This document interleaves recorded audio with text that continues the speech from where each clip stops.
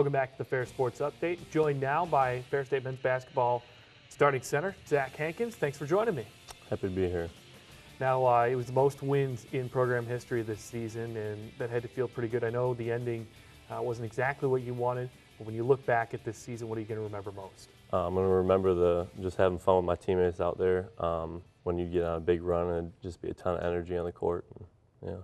Lots of long winning streaks as well this season. What do you think contributed most to that? I know you guys scored a ton of points a lot during the season. I'm not sure. We were just out there playing basketball together, and when you have a core group that just gets along that well, it just kind of ends up working out. Now, the last few years, Jared Stoliker had been the big man in the middle for you guys, and what kind of things did you learn from him before you came into the starting role? You know, I played against him my redshirt freshman year and then my freshman year, and just having another person that big out there pushing you and competing against you that hard, I mean, it just makes you better, makes you learn when to shot fake, when to move, how to move, and it definitely helped me out a lot with my game. Certainly seemed like the competitiveness helped, being that you become the first sophomore in school history to become an All-American and GLIAC Player of the Year. What do those honors mean to you on an individual level? It means a ton, but it definitely shows how good of a team we are. You know, our coach is always saying like individual awards are team awards, and that's really true. I couldn't be where I'm at or getting those things without my team. But definitely caught me by surprise. But I'm very honored to have those. Now, when you look back at your numbers from this season, a ton of blocked shots, and the art of blocking shots is not an easy one. A lot of timing goes into it, and to make sure you're not goaltending. What kinds of things did you work on maybe in the off season to put you in a position where you became the best shot blocker in the nation at this level? You know, it was really just competing against the guys in the open gym. I would always make it a goal to block them. You know, it's pretty fun when you end up getting a bunch of blocks against your friends and your teammates. So I just ended up trying to do that a lot and kind of learned along the way. Now, as you got it back into the NCAA tournament, this is your first time as a starter in the NCAA tournament. You ran into a tough Findlay team, but that first game you guys had to come from behind to win it. You'd had to do that a little bit of late in the season. How much did your late postseason work in the GLIAC tournament help with your NCAA tournament experience? It definitely helps out a lot when you realize like it's win or go home. So we had the GLIAC tournament, and it's just, I mean, it takes it to a whole nother level, and have that another level, you can kind of use that to calm yourself down and just play how you know how to play.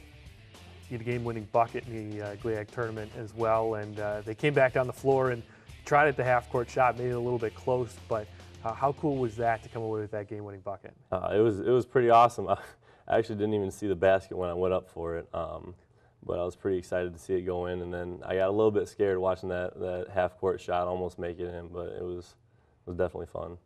Now, well, you guys had scored over 100 points 5 times this season. You went into the GLIAC tournament, a team that a year before had lost 5 games in a row going into the GLIAC tournament. This year you went in with some confidence, but you played a bunch of close, tight games, maybe games you might not have been totally used to. How much did that help your team grow? You know, it's every experience you can grow with your team, and past couple of years we've gone into the tournament with a little bit of a losing streak, and we didn't want to do that this year, so we just kind of made a conscious choice, like we're gonna bring it up another level. Now, you return next year with Ferris State men's basketball, and graduate Quentin Ruff, who was a great senior, hit a lot of three-point shots, and I think we can all agree, just a real class guy. But you got to be pretty excited about the group you bring back next year. Definitely excited.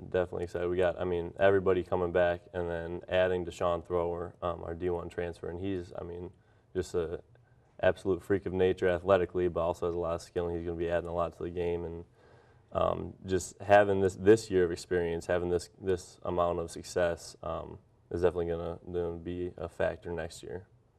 Andy Brockma, a fellow taller gentleman, is he somebody that really had a hand in your development as a big man? Yeah. First off, he took a huge chance on me, getting me a scholarship out of high school off of an injury, and then put a lot of work my redshirt year and my freshman year, just trying to have me develop me as a player. And so yeah, he definitely took a big part in that. When you go into the off season, I know the regular season for next year is still a ways away. I know today you said you were already up and working out with the team bright and early, but when you look at this off season, what kind of goals have you set for yourself? What kind of goals has your team set for themselves? Team goals, we want to hit the weight room harder to get bigger and stronger. Every summer we come back more skilled, but we want to be all around better with our goals. 3-point percentage, definitely, we lost a big shooter, and so we need to bring that up a little ways. And personally, I just want to expand my game a little bit, be more dominant in the post, but then also have a little bit of a touch outside and get some shooting in there.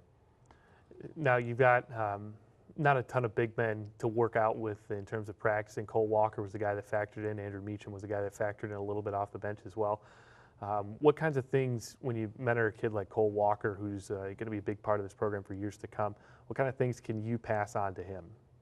Just little tricks here and there of being down on the post with a lot of pressure on you. I mean, once you catch it inside, all the attention is on you.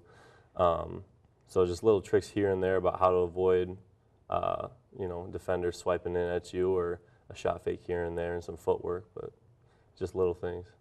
Some cool moments, especially getting to experience them at home this year at Wink Arena. You won the GLIAC regular season championship outright at home, and then you came back and won the GLIAC tournament at home in front of your own crowd. And a cool moment, especially at the end of that GLIAC championship game, when everybody that was kind of in the crowd, Bronx, inviting him into the picture and stuff. How cool were those two moments singularly? It was, really great. I love seeing Wink packed. It's just awesome, and there's so much energy there and so much support from the community and the college. So, it's a great experience to have. Now, even though you guys went down to Findlay in the NCAA tournament this time, when you look back, now you've got 2 NCAA tournaments under your belt. For you especially, some other guys have played more.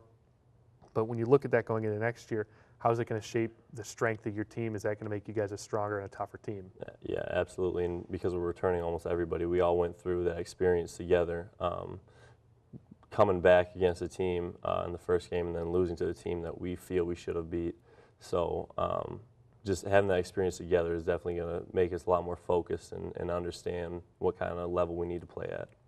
When you look at season-ending losses, do those add a little bit, especially when it was a conference foe? Does that add a little bit of motivation when you go into the offseason? Yeah, absolutely. In the past 3 years, we've lost to GLIAC teams, so a lot of motivation to prove that we are the best team in the GLIAC. If you look back, is there any one single memory from on-court that you can think of that really just stands out as a great moment for you this year? I would have to say the game-winning alley-oop at the GLIAC tournament. That was just a really, really great connection from me and my point guard. Zach, thanks for joining us today. Yeah, thank you. With that, we'll take a break, bring it back with Ferris State graduate and alum of Ferris State hockey, Chad McDonald.